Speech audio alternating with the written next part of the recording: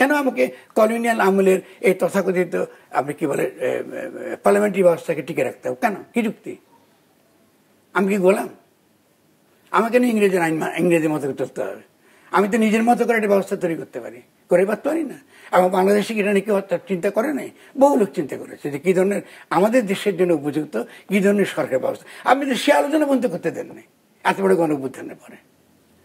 তাহলে কি করে হবে? এটা তো হতে পারে না। তো তাহলে আপনাকে তো পরিষ্কার এটা বলতে হবে যে আপনি কেন, আপনি জনগণ আপনাকে এত সম্মান করে আপনাকে ক্ষমতায় বসিয়েছে, আপনাকে এনেছে আপনার প্রতি, যেহেতু তারা ভেবেছে যে তারা একটা দুর্বল দেশ এবং একজন ব্যক্তি হিসেবে আপনার যেহেতু পরিচিতি আছে, সেই ব্যক্তি হিসেবে আপনার পরিচিতিটা তারা দেশের স্বার্থে ব্যবহার করবে। এখন আপনি আপনার পরিচিতিটা আপনি ব্যবহার করেছেন মার্কিন যুক্তরাষ্ট্রের পক্ষে একটা রেজিম চেঞ্জ করবার জন্য। এটাই লেখা হবে ইতিহাসে।